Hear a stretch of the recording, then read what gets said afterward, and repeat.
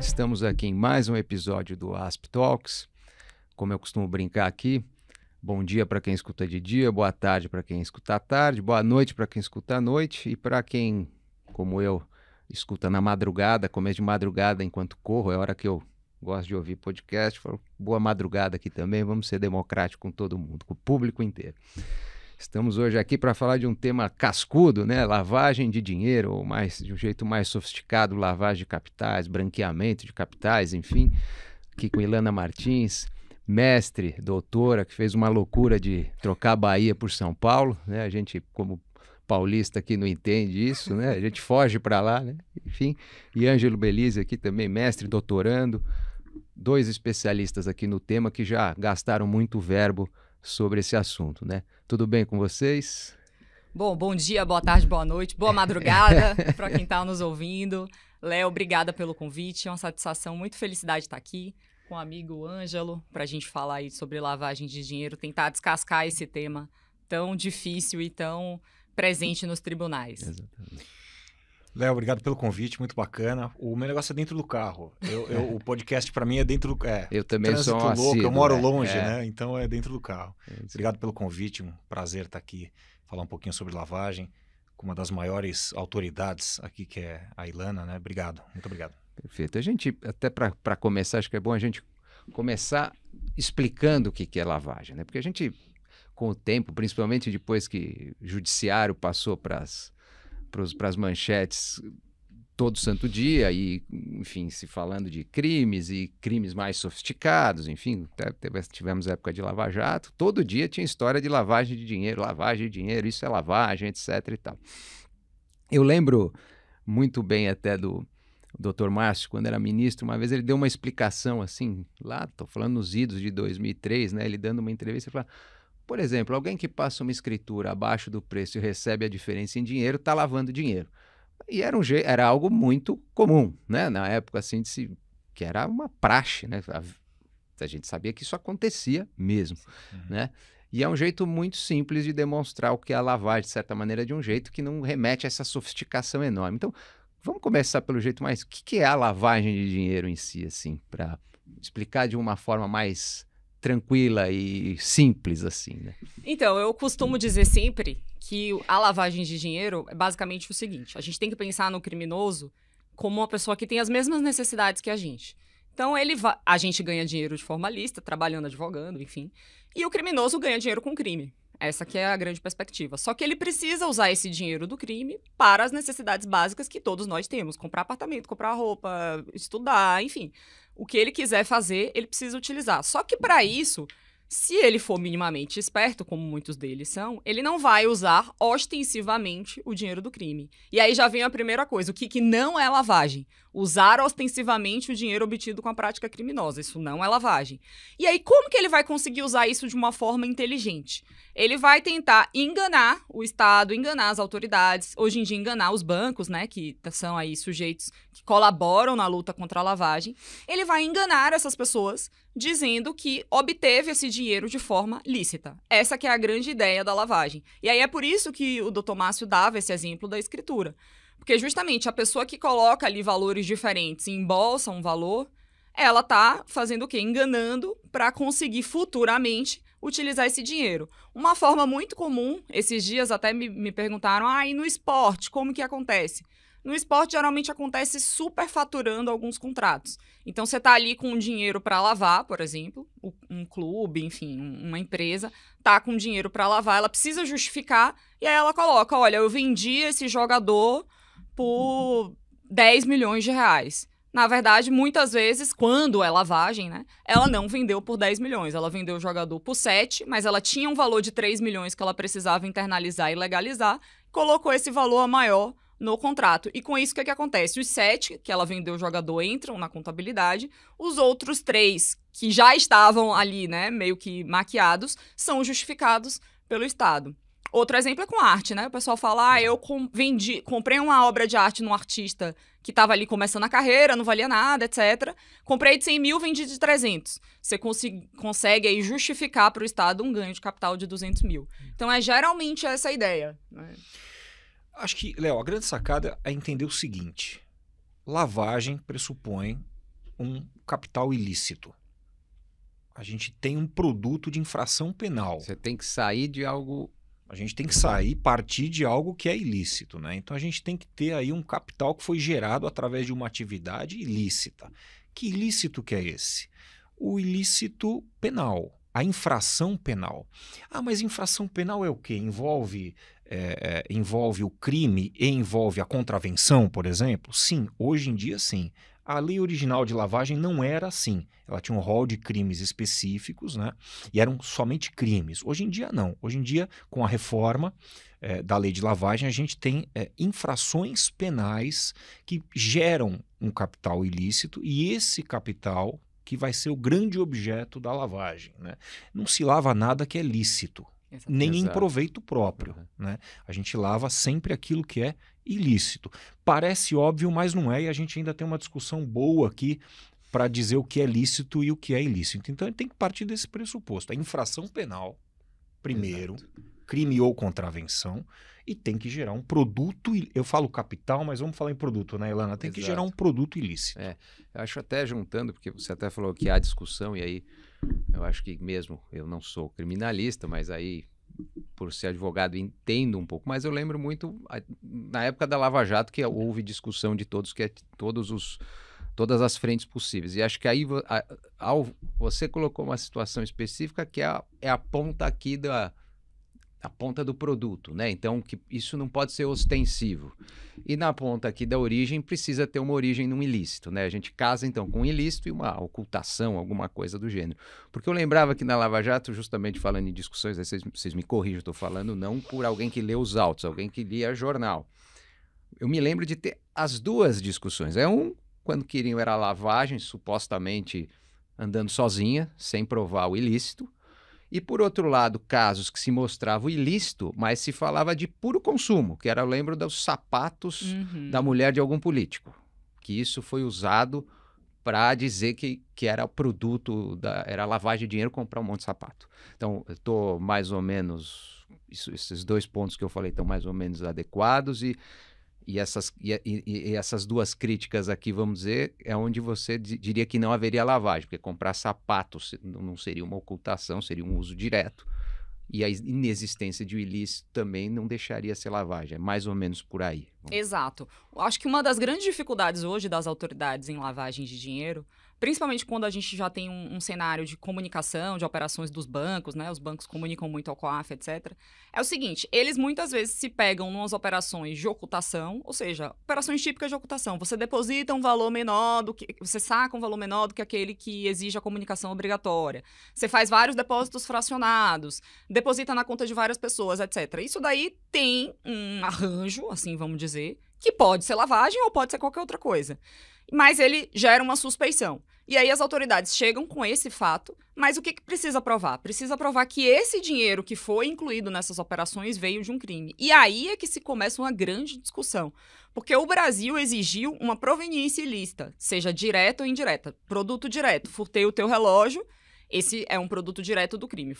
Fiz um estelionato com você, recebi 100 milhões, é o produto direto do crime. Ou produto indireto. Furtei o relógio, vendi, o dinheiro vai ser o produto indireto do crime. Ou o preço do crime, também tem isso. Às vezes tem crime que não gera diretamente produto, por exemplo, um homicídio, mas eu ganhei para cometer o homicídio. Então, isso também entra, né, no caso da lavagem. Então, eu preciso provar esse nexo. E isso é muito difícil, porque, primeiro, eu preciso provar que o dinheiro veio disso, e aí a gente tem várias discussões, né, Ângelo, de outros crimes. Por exemplo, na Lava Jato, que você trouxe aí esse exemplo, a corrupção. Eu preciso provar que o dinheiro veio da corrupção, mas pensa comigo. Eu tenho duas partes na corrupção. E esse é um exemplo que tinha muito na Lava Jato. Eu tenho um corruptor ativo e eu tenho um corruptor passivo. Se você parar para pensar na perspectiva de quem está corrompendo o funcionário público, que a gente chama de corruptor ativo, esse sujeito geralmente está pegando dinheiro de caixa da empresa dele, que é um dinheiro lícito que ele ganhou, para pagar ao funcionário público. Então, até o funcionário público receber esse dinheiro, você concorda comigo que ele não é ilícito? Porque enquanto está na parte do agente particular, o dinheiro é lícito. Então, somente quando o funcionário público recebe o dinheiro, e aí, a partir daí, se ele fizer atos de ocultação, a gente está falando de lavagem. Então, o Supremo precisou discutir isso, não só na Lava Jato, como muito antes, já no Mensalão, para dizer, olha, o fato do funcionário público receber o dinheiro, ainda que por vias ocultas, né? Ainda que ele receba na conta do assessor, ainda que ele receba na conta da esposa, ainda que ele receba no offshore no exterior. Um saco de dinheiro. Isso daí eu ainda não tô falando em lavagem. Eu só vou falar em lavagem a partir do recebimento. Então, esse é um ponto importante. Por quê? Porque ali o dinheiro vira ilícito, né? O produto do crime vira ilícito, e ali, a partir dali, ele vai fazendo as medidas, né? As medidas de ocultação para conseguir utilizar e reintegrar esse dinheiro na economia. Mas muitas vezes você tem denúncias que combinam a lavagem no próprio ato de recebimento, o que não é aceito por boa parte da doutrina e pelo STF também, que decidiu que isso não é criminoso. Fora outros exemplos, né? Que o Ângelo vai falar aí um pouco, que a gente dividiu, de outros crimes, né? O negócio é assim, Léo. Você tem ocultação como um primeiro ato de lavagem. É quando o agente ele pretende dar um sumiço rápido naquela monta. Vamos falar em dinheiro, que fica mais fácil de entender. A ocultação ele precisa dar um sumiço rápido, né? Então o que ele faz? Ele pega esse valor e deposita numa conta de um terceiro qualquer, de um laranja, de um terceiro qualquer. A segunda fase é a dissimulação. É quando ele começa a se distanciar mais desse valor. Joga numa offshore. Né? A terceira fase é quando esse valor retorna para a economia, vamos falar de Brasil, né? Com aparência de licitude. Ele era ilícito, eu ocultei, tirei ele um pouquinho da minha esfera ali de controle, dissimulei, joguei mais para frente, para longe de mim e trouxe de volta com aparência de licitude. Essas são as 3 fases da lavagem. Você falou da Lava Jato, né? A Lava Jato foi bastante atípico, porque se criou uma cultura de acusação, né? Onde a lavagem fez parte de um combo, né? E esse combo envolvia corrupção, né, como a Ilana falou, falsidade ideológica, falsificação de documento público, falsificação de documento privado, associação ou organização criminosa. Então, a lavagem com a Lava Jato ela passou a fazer parte de um combo que, inclusive, é utilizado até hoje. Na parte da corrupção, tem algo muito interessante que a gente, na Lava Jato, trabalhou bastante. O sujeito, quando promete que vai pagar, já está cometendo o crime de corrupção, né? De corrupção ativa. Sujeito, quando aceita receber, já está cometendo o crime de corrupção passiva. Não há a necessidade de receber essa vantagem. O recebimento dessa vantagem é um mero exaurimento da conduta de corrupção. Aí eu te pergunto, quando a gente tem um funcionário público que é corrompido e recebe diretamente daquele que corrompeu esses valores no exterior, é lavagem ou é o exaurimento da conduta de corrupção? Pois é. E aí o Ministério Público denuncia em concurso material pelos 2 crimes. Essa é a grande pergunta. Eu estou dissimulando, estou afastando bastante esses valores da minha origem. Veja, não fui eu, o corruptor, né, que depositou, que enviou essa monta para fora. Eu recebi lá fora. Né? Ou seja, aquele que é corrompido recebeu lá fora. Isso é um exaurimento da corrupção ou isso é única e exclusivamente um ato de lavagem ou os 2? Né? Nós entendemos que isso é o exaurimento do crime de corrupção e não pode ser considerado como um ato de lavagem. Só na sequência disso. Exatamente. Vindo, né, a hora que você vem para reintroduzir. Exatamente. Né, não deixar parado. Porque, Exato. De certa maneira, vamos voltar Vamos pensar de um jeito bem simples, antes dessa sofisticação financeira. Se só existisse dinheiro, moeda, etc. Sim. A offshore seria, em vez de eu enterrar no meu quintal, eu enterro em outro país. É isso. Basicamente é isso. Né? Eu coloquei lá um saco nos Estados Unidos essa é a ideia. E outra aqui. Agora, quando eu tirar do saco isso e tentar montar um negócio para gerar receita, a gente começa a falar na lavagem. Né? Exatamente. Esse passo subsequente. Né? Às vezes a pessoa vai trocando, inclusive, de uma offshore para outra, para ir dificultando o rastreamento. Sim. Então, essa dificuldade do rastreamento, aí você já começa a falar de lavagem. Mas essa que é a grande questão. E às vezes e eu já ouvi muitas vezes do Ministério Público, mas é muito diferente o sujeito receber o dinheiro na conta dele, né, se ele for corrupto, ou receber na conta da esposa, do que ele receber numa offshore. falo, olha, eu até concordo com você, que talvez tenha uma gravidade maior do ato de corrupção Sim, nisso. Mas assim, a gente tem ferramentas. A gente tem aí uma causa de aumento de pena, que poderia ser incluída. Você tem a dosagem, veja que o crime de corrupção, ele vai aí de 3 a 10 anos, salvo engano. Enfim, mas ele tem eu não lembro agora exatamente a pena, mas ele tem uma variação enorme que o juiz pode considerar. Fala, olha, ele recebeu no offshore, né? Então vamos colocar uma gravidade maior aqui na hora do cometimento do crime, do modus operandi, na primeira fase da dosimetria. E no limite do limite, você pode fazer uma alteração legislativa, né? Exato, Para incluir isso. Mas assim, o que não dá é tentar subverter para colocar uma lavagem de dinheiro crime. Onde não tem, entendeu? Esse que é o ponto. Esse é o ponto. É a reinserção, né, na economia.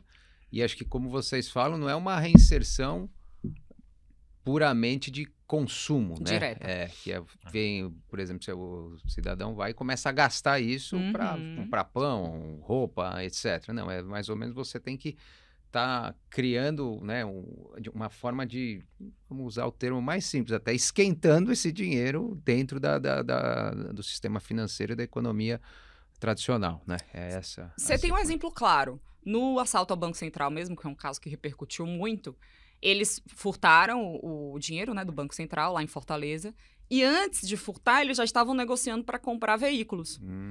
Então, assim, o furto, não sei se vocês lembram os detalhes, mas aconteceu na sexta-noite, justamente por quê? Porque final de semana, né, fica ali sem ninguém ir, e o pessoal só descobriu na segunda. Então, eles tiraram dinheiro na sexta-noite e no sábado eles compraram alguns caminhões numa concessionária. Não me parece que isso seja lavagem, porque ele foi lá e utilizou ostensivamente, não foi por terceiros. Ele não colocou na conta de um terceiro e levou lá para comprar. Foi o próprio sujeito que cometeu o crime que chegou na concessionária e entregou o dinheiro em espécie. Isso daí é a utilização ostensiva mesmo do produto do crime. Veja que antes você não teve, né? Eu passei na conta de fulano, deixei na conta de Beltrano e depois eu comprei. Não foi isso que ele fez. Ele foi lá diretamente, inclusive no dia seguinte, para utilizar o produto do crime. Então, não me parece que tenha uma lavagem nesse caso. E é o que acontece às vezes, né? O criminoso vai lá e utiliza diretamente. Muitos casos, inclusive, chamaram a atenção da polícia dessa forma. Se vocês forem lembrar o caso da Suzane von Richthofen, que foi muito lá atrás, uma das coisas, o documentário mostra, uma das coisas que chamou a atenção foi um dos irmãos ter ido comprar uma moto com dólar. Logo depois que os pais morreram. Então, assim, ela chamou um alerta, inclusive a própria concessionária avisou a polícia, e isso deu um alerta. Você vai pensar, isso é lavagem? Não.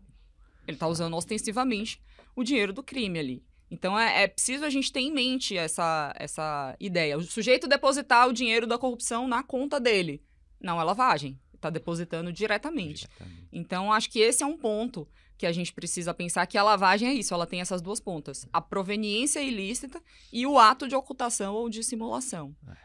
Então, agora até saindo um pouco dessa parte de conceito e falando mais um pouco da parte de combate e consequências, né? Acho que a gente escuta muito a lavagem de dinheiro hoje, quando você vê inteligência policial, fala, a gente precisa justamente tratar do dinheiro. Que a hora que a gente estrangula, sufoca o fluxo financeiro, a gente vai reduzindo a criminalidade. Então, muito que a gente vê da inteligência investigativa está focada nesse campo financeiro e, obviamente, da lavagem do dinheiro, que foi se sofisticando cada vez mais com esses instrumentos financeiros.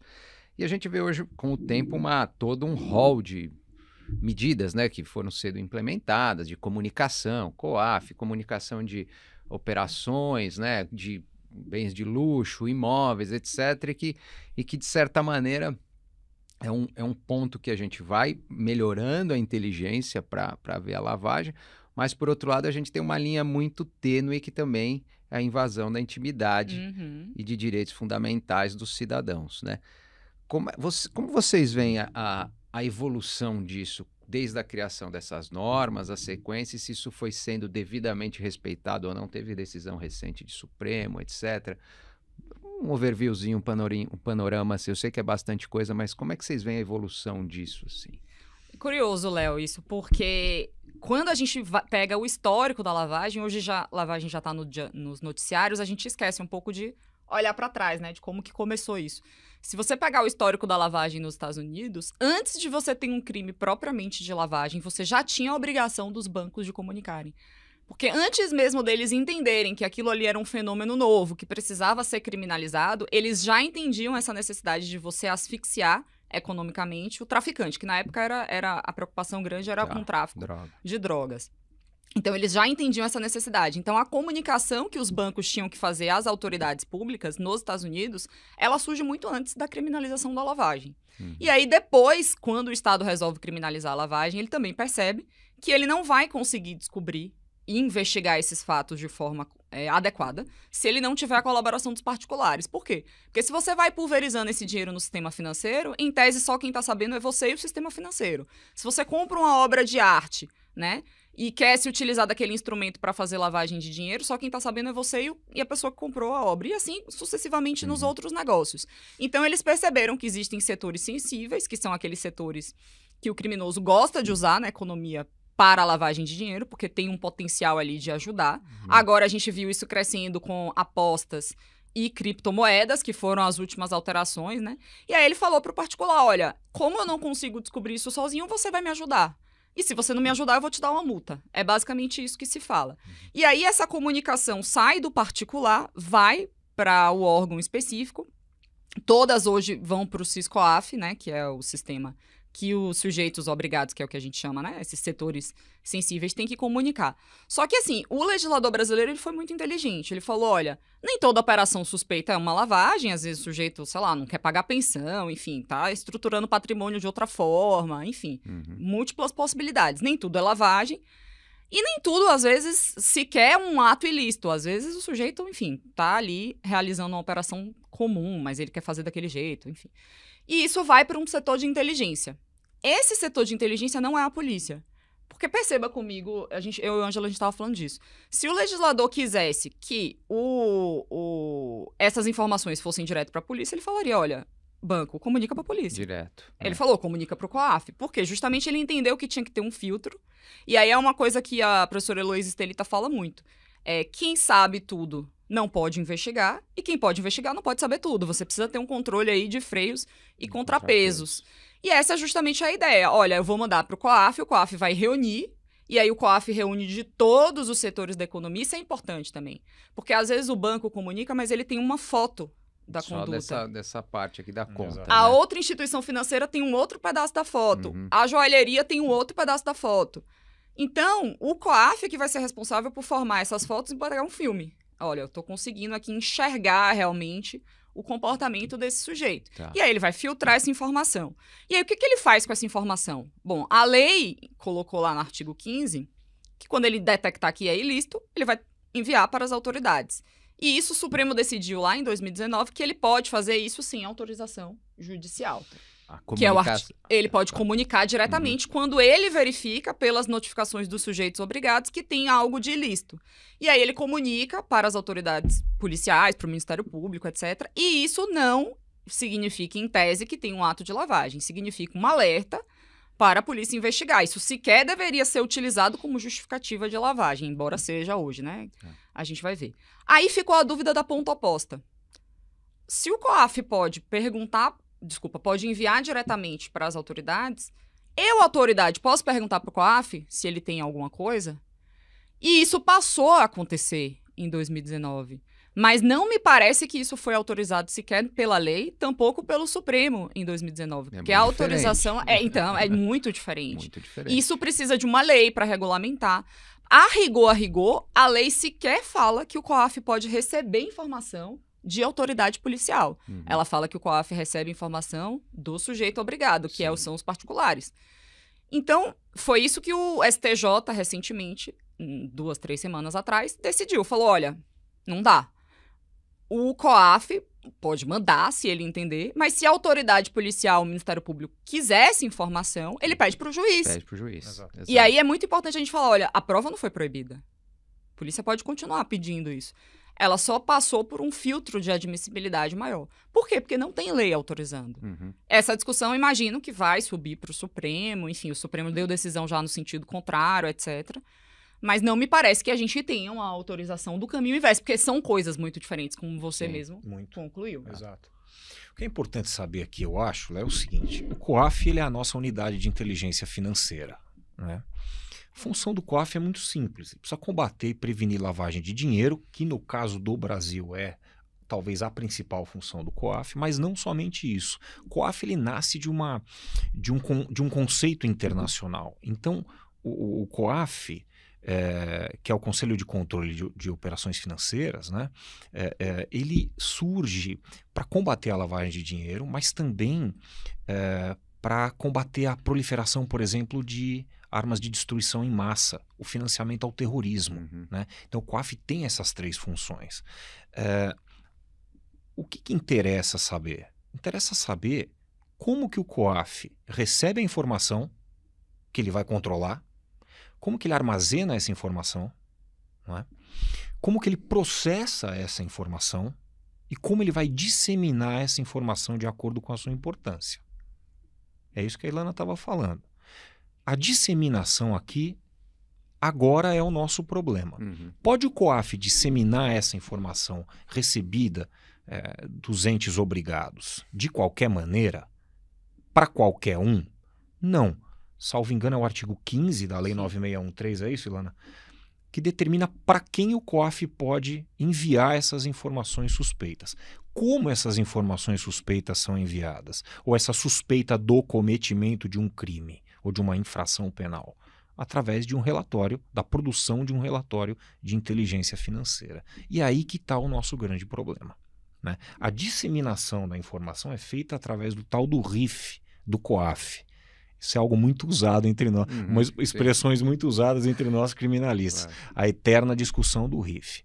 O Supremo Tribunal Federal decidiu, acho que em 2019, que é lícito o compartilhamento dessas informações do COAF para as autoridades do persecutório. Estamos falando de polícias e ministérios públicos, né, Ilana? Então, o Supremo decidiu assim. O grande problema aqui foi o seguinte. A primeira turma do Supremo pensa diferente da segunda. A primeira turma do Supremo pensa assim: olha, pode compartilhar informação sem autorização judicial, e aí que está a grande sacada, entre COAF e autoridade e entre autoridade e COAF. Via de mão dupla. Primeira turma do Supremo, Ilana, como é que pensa? Pode tudo. De lá para cá e de cá para lá. Segunda turma está pensando diferente. Pode do COAF para autoridade. Da autoridade para o COAF, sem autorização judicial, já não pode. Então a gente está discutindo 2 coisas aqui. A autorização judicial para o compartilhamento da informação, que isso aí, essa baliza judicial é absolutamente necessária aqui na nossa opinião, né? E o meio no qual essa autorização vai ser outorgada. Entende-se pacificamente, tanto o STF quanto o STJ, que o meio é o inquérito policial ou o PIC, Procedimento Investigatório Criminal. Então a gente discute o meio, que é o PIC, ou o inquérito, e se há a necessidade de autorização judicial. Acho que é um julgado de 2023 ou 2024 do ministro Zanin, da primeira turma, que diz que, na verdade, pode compartilhar de todo canto sem autorização judicial, não tem problema. Segunda turma já pensa diferente.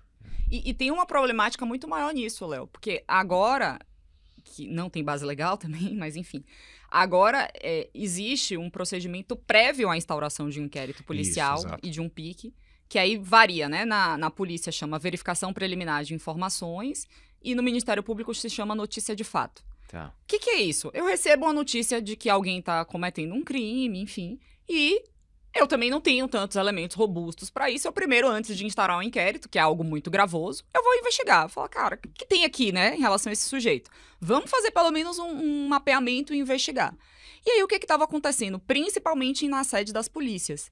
E veja, a gente está falando em verificação preliminar de informação, procedimento que não tem ali um controle externo do judiciário nem do Ministério Público, ele fica restrito ali à polícia. E aí, o sujeito, para verificar se aquela informação procedia ou não para instaurar um inquérito, já estava pedindo RIF ao COAF. E assim, esses procedimentos todos, eles geram um número. Então, o sujeito ia lá e colocava, olha, eu estou investigando isso daqui, dessa pessoa, no número tal. O COAF não tem condição de verificar se isso é um inquérito, se é um... Enfim, ele não consegue saber, mas ele viu que tem um número formalizado e ele compartilhava essas informações a pedido. E isso, muitas vezes, ficava ali, sabe lá quanto tempo, o sujeito investigando para ver se abre um inquérito. O Ministério Público não sabia disso, o investigado não sabia disso, o juiz não sabia disso. E aí se começou a discutir, opa, mas peraí. Ainda que possa haver uma via oposta, né, a autoridade pedindo pro COAF, isso já é demais. Porque Você aqui... está num procedimento informal, vamos falar Informal. assim. Né? Informal, exato. E Informal. o Supremo falou, tem que ser um procedimento formal. Formal. E aí se começou a discutir se poderia ou não nessa fase. E aí também tem uma divergência entre a primeira e a segunda turma que nessa a primeira diz que pode, né? Tem uma decisão apenas da primeira turma dizendo que pode. E na segunda turma você já tem os ministros se manifestando, falando, opa, mas peraí, também aí não pode mesmo. Porque realmente você está numa fase muito estranha. E, Léo, acho que a gente precisa trazer um dado aqui. Foi o Conju que levantou esse dado, com base, claro, no que o COAF publica. Houve um aumento de 1.300% nos pedidos. Até fazendo uma pergunta aqui, de novo, de um semileigo aqui, né? Num procedimento desse tipo, por exemplo, a autoridade não pode pedir dados financeiros ou dados da Receita Federal, por exemplo. Em tese, né? não. Né? E aqui você está tratando de dados de sensibilidade idêntica. Perfeito. Sim. Isso. Isso é uma coisa... Foi ótima a sua pergunta, porque quando o Supremo decidiu lá atrás que o RIF não é... Quer dizer, que até seria um dado financeiro, etc., mas que não era um dado que precisava da mesma proteção do extrato, ele decidiu, olha, por quê? Porque eu não estou entregando o extrato completo para a autoridade, eu estou entregando transações pontuais. O sujeito fez uma transação X no dia tal, essa transação está com a cara estranha, investiga. Eu não estou levando a informação toda. Só que hoje em dia, os setores de compliance, principalmente dos bancos, eles já estão tão sofisticados que, às vezes, essa única operação, ou essas únicas operações, né, essas poucas que você manda como suspeita, elas já vão com informação tão filtrada, do tipo, olha, o sujeito declarou aqui que a atividade dele é essa, mas eu vi aqui que isso não está compatível com a atividade dele, eu dei uma olhada no Google Street, onde está o escritório dele, e o escritório não é compatível com esse volume de comunicação, etc. Então, tudo bem, eu concordo, você não entrega o extrato, mas o que você entrega, a informação tratada e rica. E de novo, exato. De onde vem a origem? Você tá bom, eu dei por pouco, mas eu dei um overview, ou que fosse um relatório sem indicar números, mas isso veio de onde? De informações cobertas por sigilo, as mais sensíveis possível do cidadão. Exato. Então, acho que a gente precisa se atentar a isso. E tem um ponto, né? O Supremo decidiu isso em 2019 e não era direito fundamental ainda, pelo menos não expressamente, o direito à proteção de dados pessoais. Sim. E hoje o Supremo já mudou, inclusive, alguns entendimentos, não esse, né, mas assim, já começou a incorporar nas suas decisões esse direito à proteção de dados. E basicamente o que diz o direito à proteção de dados? Que todo tratamento de dado de cidadão para fins de investigação precisa de quê? De lei, autorizando. Claro. Enfim, é mais... de novo, é uma novidade tecnológica, né? O dado, como você falava, antigamente não ia ter sigilo de ligação telefônica, porque não existia telefone, né? Telemática, porque não tinha e-mail, e assim sucessivamente, né? Mas, na verdade, voltemos sempre à origem, né? Acho que a gente fala em várias conversas aqui sobre os mais variados temas, a gente sempre volta a dizer, direito é bom senso, né? É isso. Bom senso, princípio. Então, vamos voltar aos princípios, né? Não parece algo tão difícil a gente fazer esse raciocínio, que é intuitivo, no fim das contas, até, né? E tem, Léo, uma zona cinzenta, que é quando você tem um inquérito policial instaurado. Então, vou te dar um exemplo que, inclusive, veio à tona aí há pouquíssimo tempo. Inquérito policial instaurado às 10h45 da manhã, o primeiro ato do inquérito é a requisição do RIF. O RIF por encomenda às 10h48. Sem um lastro, uma lasca de investigação. É como se você não tivesse inquérito policial instaurado. Né? Então, e isso... E o grande problema é o seguinte, eu faço uma transferência para o Léo aí de X mil reais. Nossa, né? Eu sou investigado. Quando vem o relatório de inteligência financeira para os autos, vão te chamar, Léo, para depor. Isso. Né? E aí, isso se torna uma pescaria probatória. Exato. Porque assim, bom, vai que de repente o Léo também tem alguma coisa aí a ver com essa história que a gente está investigando, vamos tentar pescar pelo relatório de inteligência financeira. E você não pode pescar sem justa causa. Claro. Pescar e justa causa são redundância, né? Você precisa ter indício de autoria e materialidade delitivas, no mínimo, né? Como toda medida, entre aspas, aí, cautelar, né, poder efetivar essa medida cautelar. Você não pode, às 10h48, 3 minutos depois da instauração do inquérito policial, pedir um relatório de inteligência financeira sem uma lasca de investigação. Exato. Né, para praticar pescaria probatória. Né? E como complemento, a gente para no Supremo, mas tem o STJ, que é mais o nosso tribunal aí do dia a dia. Né? O STJ, há mais ou menos uns 10 dias, a terceira sessão decidiu, porque tinha aquele problema de interpretação, né? Qual é a via permitida sem autorização judicial? A decisão do Supremo no tema 990 deixou isso meio em aberto. O próprio Supremo ainda não decidiu se a gente pode as duas vias ou não pode. A primeira turma pensa de um jeito, a segunda turma pensa do outro. Sim. O STJ ficava naquele jogo do vai, não vai. A quinta turma decidindo de um jeito, a sexta decidindo de outro. Finalmente, há uns 10 dias, acho que foi dia 13 ou 14, a terceira sessão decidiu que não há a possibilidade, são duas teses, não há a possibilidade de compartilhamento das autoridades pro COAF sem autorização judicial, primeira tese. Segunda tese, o Supremo não enfrentou esse tema.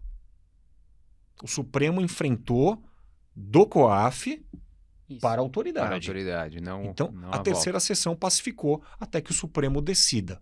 Né? Então, a gente está lidando com informações sensíveis, né? E o relatório de inteligência financeira, ele tem que ter uma formalidade, porque no processo penal forma é garantia. Claro, né? claro. Ninguém está aqui defendendo corrupção, que tem que fazer lavagem. A gente está querendo que a forma seja seguida. A Ilana falou muito bem aqui. Né? Vocês querem permitir que haja a possibilidade de compartilhamento entre a autoridade policial e COAF, ou Receita, COAF. A gente está falando só de COAF, mas tem também a Receita que a gente esquece. Né? Criem um artigo 15A. Ou muda o Debatam. Ou muda o 15. Vamos lá, é isso. Cria a possibilidade legal. Possibilidade legal. A gente... e coloca os requisitos também. Requisitos, acho claro. E os requisitos, porque, no fim, é um pouco no começo da pergunta. Quando eu falava da privacidade, a coisa indo embora. E aqui a gente agravando, né? Porque quando você coloca muito bem que é a necessidade da gente lembrar dos efeitos, né? A gravidade, não é... Parece que há uma banalização, as autoridades, quando você vê discutindo esses temas, parece que há uma banalização, né? Mas qual que é o problema? Parece assim, qual é o problema de ser investigado? Não é? A gente tem que lembrar a gravidade de um inquérito, a gravidade que você tem que ir lá prestar um depoimento. Exato. Esse fato de que um relatório desse se espraia e cria N possibilidades. Então, isso é... Num mundo ideal, a autoridade seria sempre bem intencionada e não teria nenhuma vocação autoritária ou até vamos pensar em interesses espúrios, muitas vezes. Infelizmente, a gente sabe que existe. Mas as garantias estão justamente aí porque a gente sabe que o abuso vem com o ser humano desde sempre, né? E acho que até é interessante lembrar aqui, também voltando no âmbito dessas operações aí que tiveram, ministros do STF foram investigados aí informalmente por procedimentos parecidos, salvo engano, não era isso? De abertura dá uma olhadinha no que tem aí. Exatamente. E olha que curioso, isso, você falou do potencial lesivo, Léo, isso é muito importante, porque às vezes você tem uma empresa que ela tem algumas transações, né, que foram suspeitas e que precisa investigar mesmo, eu acho que precisa, mas você tem uma empresa, ela tem milhares de atividades, e às vezes você tem um fornecedor ou um funcionário da empresa que está recebendo ali valores lícitos, valores acordados, etc. Mas quando a empresa entra no olho do furacão, eu já vi casos de funcionário de empresa, de gente que é fornecedor daquela empresa, o banco virar e falar assim, olha, eu não quero mais a tua conta. Sim. O sujeito não é investigado. Não existe nem explicação, mas tem esse efeito manada, né? Exatamente. O banco... Não quero mais. Por quê? Não quero mais. Existem pessoas com essa situação, pessoas físicas, às vezes. E que não estão sendo investigadas. Exatamente. Então, veja o potencial lesivo. Porque mesmo para quem está sendo investigado, é uma medida muito dura você dizer que essa pessoa está excluída do sistema financeiro. Hoje, com o Pix, gente, quem que faz qualquer transação hoje sem precisar do sistema financeiro? Fora a decretação de medidas cautelares reais, né? Sequestro, arresto, enfim. Eu acho que nesses casos até que a gente vai entrar nessa questão de cautelares, que vai ser, acho que a próxima pergunta para a gente ir para essa nova fase da lavagem, mas nesses casos de bets, houve casos de pessoas empresas que estavam relacionadas aí de forma lícita e que tiveram bloqueios generalizados, assim, Exato. só por terem passado ali na frente, né? É algo Exatamente. complicado, né? Isso para mim é um resquício da Lava Jato, né? É. Que acabava primeiro com a vida financeira do sujeito para depois processá-lo criminalmente, É né? isso. Alguns resquícios ainda permanecem, né? Daqueles abusos que a gente presenciou, principalmente nós que trabalhamos na Sim. operação, né? É. E alguns resquícios realmente ficaram, mas as consequências são nefastas, né? Então, veja aquele exemplo, sem um procedimento formal, né, Ilana? Nem pensar. Agora, dentro de um procedimento investigatório formal, por que o inquérito policial está ali, Léo? Porque ele tem uma série de garantias legais. Claro. O sujeito indiciado, ele não precisa falar. Ele pode ficar quieto. Ele tem direito ao silêncio, né? E outras garantias que o inquérito policial tem dispostas ali em lei, no nosso Código de Processo Penal, né? Dentro de um inquérito policial, 3 minutos depois da instauração, não sei exatamente o número, mas alguma coisa perto, você tem a requisição do relatório de inteligência financeira para o COAF. Quer dizer, as consequências podem ser nefastas. Se fora de um procedimento é impossível, imagina dentro, né? O caminho que a gente está tomando enquanto a gente não tem efetivamente talvez uma alteração na lei, como a gente conversou, uma formalização da coisa, porque é fácil a gente falar que nós estamos trabalhando num sistema de civil law, né, Ilana? Sim. É fácil, né? Claro. Não quero viajar muito nisso, Não, mas sim. é fácil a gente falar. Mas no final das contas, tem uma grande amiga, a Dani Galvão, né, que Sim. tem um livro maravilhoso sobre Precedentes. precedentes. Esteve aqui né? conversando comigo. Maravilhosa. Boa. Grande amiga nossa. Então, assim, os precedentes estão mandando na coisa. É isso. Né? A verdade é essa. Né? É isso. Então, acho que é isso. E aqui, para a gente caminhar aqui para um desfecho, eu sei que aí daria até para conversar mais todo um outro episódio só sobre isso, mas essa nova fronteira, eu acho que começa com a parte de criptomoedas, né, que traz toda uma nova dificuldade, né, porque vamos lá, ela até na origem lá, quando você pega do Bitcoin, não, eu quero justamente uma proteção total, né, a criptografia plena aqui, vamos falar, eu estou protegido, eu quero transacionar a parte do Estado, né? Então, acho que daí, Sim. esses mecanismos, e aí por isso que acabou sendo utilizado aí, enfim, como uma maneira de... E agora a gente tem no Brasil essa novidade de bets aí.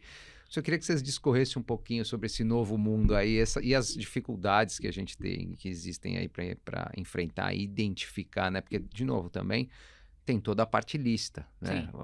Os ativos digitais viraram realmente ativos, investimentos, hoje já até com amplamente ofertados e tal.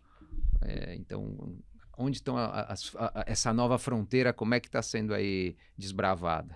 Então, a gente ainda não tem nem regulamentação específica das criptomoedas, da BET já tem, mas das criptomoedas a gente não tem. O negócio da cripto é que boa parte delas, eu não vou dizer boa parte, mas uma parte delas, que é quando você tem o livro razão, né, o que chama blockchain público, qual que é a dificuldade? É você identificar quem que é o dono daquela transação. Mas a transação, ela está toda registrada. Então, uma vez que você identifica a origem, você tem todo o rastreamento, e ela é até pior do que uma transação bancária que você não consegue. Porque ela não só é identificável com todo o rastreamento, como ela é imutável. Você não consegue mais apagar do sistema. Então, a grande dificuldade é você saber quem está nas duas pontas. Tá na ponta, né? E aí, por isso, a necessidade de colaboração da exchange. Porque, veja, a própria Chainalysis, né, que é aquela empresa de inteligência, de cripto, etc., eles já detectaram que boa parte da criminalidade na lavagem, pelo blockchain, passa por exchanges, que são essas empresas que são responsáveis. Então, se você tiver a colaboração da exchange, você tem, inclusive, um sistema até mais efetivo mais redondo, do que o sistema bancário, né? Porque você consegue ver tudo. Então, o problema é esse, como que você vai fazer. Claro que eu acho que aí você tem uma ponta que eu não sei como é que o Estado vai conseguir regular isso, nem sei se vai conseguir, que são as transações diretas mesmo, daquela pessoa que não passa pela exchange. Eu acho que isso vai ser mais fácil de você conseguir controlar na ponta, porque uma hora isso vai virar um produto ou serviço ou vai virar moeda, né, corrente. Então, na hora da conversão, talvez você consiga controlar mais, mas enquanto... Porque tem a transferência de token, né, por exemplo. Enquanto você está ali diretamente no peer-to-peer, não... É o aportador de antigamente, né? Isso daí é difícil de controlar. E bet, eu acho que você tem que ver também, claro, as bets, obviamente tem gente que lava dinheiro com bet, mas eu acho que a maior preocupação da bet é a manipulação do jogo. Mais do que a lavagem. Sem dúvida nenhuma. Inclusive, nas operações suspeitas que tem na portaria da Secretaria de Prêmios e Apostas, às vezes você olha ali muita coisa e fala assim, nossa, mas isso aqui não é lavagem, isso aqui tá mais com cara de manipulação. Claro que a manipulação vai gerar um dinheiro que pode lavar, etc. Mas é uma mistura, né? Existe uma mistura. E eu acho que a Beth assim, óbvio que não adianta a gente tá vivendo uma novidade no Brasil e acho que tá tendo muita repercussão justamente por ser algo novo, né? Mas acho que os paralelos seriam os paralelos que haveria com o jogo, né? Em qualquer local, né?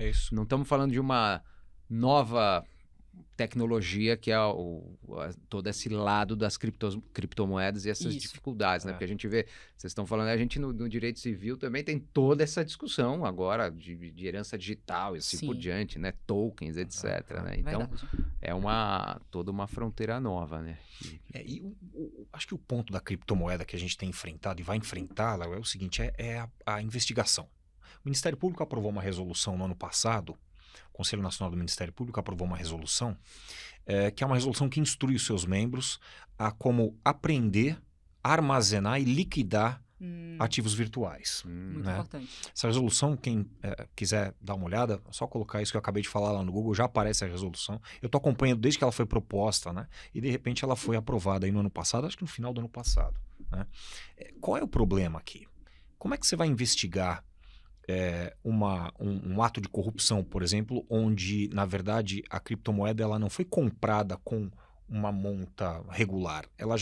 A corrupção já foi praticada com a criptomoeda num mixing service. Né? Você tem um cold wallet, você tem ali as suas criptos guardadas em um HD, em qualquer lugar ali. Você tem uma exchange descentralizada. Né? O poder computacional, número 1, o poder computacional para que essas investigações venham à tona e sejam efetivas é brutal. Enorme. Né? Eu não sei se nós temos hoje, com as autoridades investigativas, um poder computacional desse tamanho. Né?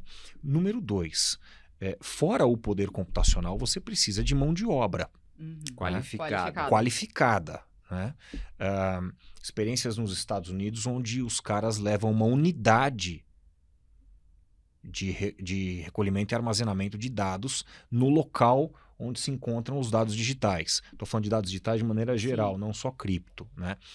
Será que a gente tem a disponibilidade política para liberação, por exemplo, de verbas para municiar os ministérios públicos e as polícias com a finalidade de potencializar essas investigações ou viabilizar essas investigações? Então a gente tem esse problema das criptos que justamente é esse, né?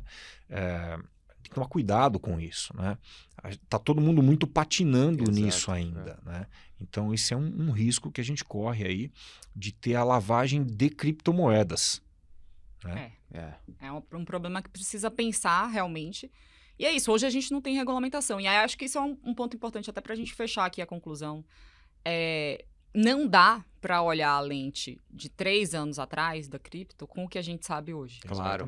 Porque o mercado não era regulado, enfim. Então, eu vejo a mesma coisa nas apostas. Não dá para você olhar com a lente de hoje, com a regulamentação de hoje, para condutas que aconteceram 3, 4 anos atrás. Exatamente. Quando você não tinha regulamentação. Você pode criticar do ponto de vista moral, ok, mas a moral e o direito são coisas completamente diferentes. Então, eu acho que precisa ter essa atenção. Olha, 3, 4 anos atrás não era o que é hoje. A gente não sabia o que a gente sabe hoje. A gente não regulamentou da forma que regulamenta hoje. Exatamente. Então, você tem que pensar nos instrumentos que existiam à época. Eu acho que isso é um ponto fundamental, porque a gente tende, claro, depois que o problema vem, a olhar com a lente de hoje, Engenheiro de obra pronta, fácil, né? É exatamente isso.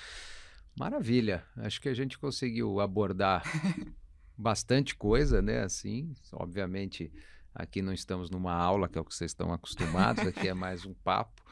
Foi muito legal, gostei muito. Vocês têm alguma palavra? A gente sempre pede aqui uma palavra até para os jovens advogados, né? Enfim, que eu acho que é sempre importante. A gente fala aqui um pouquinho de associativismo. Sei que vocês têm participação também ativa em EDDD, outras entidades, IBCCRIM, e a gente aqui está no mesmo barco associativo. Então, a gente sempre pede uma palavra final aqui para o jovem advogado, de incentivo e também de apoio ao associativismo, a importância disso. Olha, eu acho que é impossível você viver a advocacia sem uma associação de classe forte. Porque existem determinados comportamentos que a gente enfrenta, principalmente no criminal. A gente está enfrentando o Estado. E, assim, sozinho, muitas vezes você não consegue enfrentar. Então, a gente precisa do apoio das entidades de classe. A gente precisa do apoio de uma comissão de prerrogativas forte na OAB. Então, assim, quem tá entrando... Eu sei que a gente vive numa era de muito individualismo, uma era de hedonismo, uma era de redes sociais, que você tem um poder muito grande, né, na sua própria rede social. Então, as pessoas se esquecem o valor do coletivo. Mas, assim, não tem como a gente fazer uma advocacia boa e uma advocacia em que a gente se sinta seguro e se sinta protegido se a gente não tiver uma associação de classe, se a gente não tiver pessoas que já passaram por isso e podem trocar essas experiências. E é justamente nos grupos que a gente consegue isso. Fora o network, né? De conhecer outras pessoas, porque o advogado precisa mesmo de outras pessoas ali para ajudar na indicação dos casos, para ajudar na condução dos casos. Quantas vezes eu e o Ângelo, a gente tem uma dúvida um com o outro, a gente liga, pergunta. Troca, várias vezes. Então, exatamente. aqui é um ambiente para isso. Quem tá entrando na advocacia achando que é uma carreira solo, não vai conseguir sustentar a dificuldade que é do dia a dia. Então, a gente precisa realmente, fora que aqui na ASP, a OAB também tem todo um conjunto de ferramentas tecnológicas que te ajudam, principalmente para quem tá com o escritório sozinho, começando. Então, assim, é muito importante o apoio moral, o apoio jurídico, o apoio tecnológico das associações. Não dá para viver a advocacia sozinho, na minha opinião. É isso. Se eu pudesse falar algo pro jovem, Léo, eu falaria: fuja da advocacia criminal, vá ser tributarista. Não, brincadeira. Mas ele não conseguiu convencer nenhum filho. Eu não consegui convencer nem meu O filho. criminalista é o advogado na essência. É o advogado... É na essência. Mas eu acho que a Ilana tem toda a razão e não se advoga hoje sozinho. Associem-se a associações de classe, a entidades de classe sérias. A ASP, BCCRIM, IDDD, entre outras. Não tem como, né, a gente viver no nosso mundo jurídico, né, sem ter um apoio institucional. Não há como. Há necessidade de que o jovem se associe. Né? Até não só para a questão do apoio técnico, né, como também para a questão do networking, como a Ilana falou. Né? É muito importante. Então, eu sempre fui um incentivador, né, de que aquele que está começando já se associa aí a algum... Mas a gente tem que tomar um pouco de cuidado também, Léo. Claro, hoje... A gente tem que estar em associações, em entidades de classe que sejam realmente sérias aqui, como é a ASP, né? E como essas outras, o BCCRIM e o IDDD que eu mencionei aqui. Então, o jovem, ele precisa disso, né? E se eu puder fazer uma crítica, se você me permite, jovem, pare com esse negócio de advocacia de Instagram. Junte-se aos seus. Exato. O tempo que você perde fazendo um Reels, você vai abrir um livro de qualidade, vai estudar, você vai fazer uma pós-graduação. Né? Porque a gente tem visto na prática, né, essa ausência, essa falta de uma associação, uma entidade de classe, tem causado aí uma advocacia de baixíssima qualidade, principalmente na área criminal. A Ilana pode me dizer quantas e quantas vezes ela já pegou trabalho mal feito. Com certeza. Né? Pare de ouvir coach também. Pare Pessoal de ouvir que não coach. advoga e diz Né? como ganhar 3 dígitos na advocacia. Não vai acontecer. Não. Né? Então, a associação a uma entidade de classe séria é um dos caminhos para que a sua advocacia se torne de ponta. Então, acho que é isso que eu tenho para falar para os nossos jovens colegas. E a gente aqui, acho que na ASP, uma das funções que a gente tenta fazer, justamente nessa época de tanta informação, né, a dificuldade é achar informação legítima, adequada, né, certa. E uma das nossas funções, a gente vê aqui hoje, é trazer essa informação filtrada, vamos falar assim, e disseminar um conhecimento confiável. E acho que uma das funções aqui que a gente tem ao fazer essa troca aqui, essa conversa, é justamente essa, é passar conhecimento de gente que as pessoas possam confiar no ponto de vista profissional e de postura de uma carreira aí, tanto na área acadêmica como na área da advocacia do dia a dia aqui. Então, agradeço demais a vocês e certamente acho que teremos outras oportunidades aqui. Com certeza, Léo. Obrigado pelo convite, obrigado à ASP. Léo, obrigado. Convite maravilhoso. Obrigado à ASP, obrigado a você. E se chamar de novo, a gente vem, tá? Será um prazer, será um prazer. Com certeza, obrigado. Maravilha, muito obrigado. Obrigado a todos.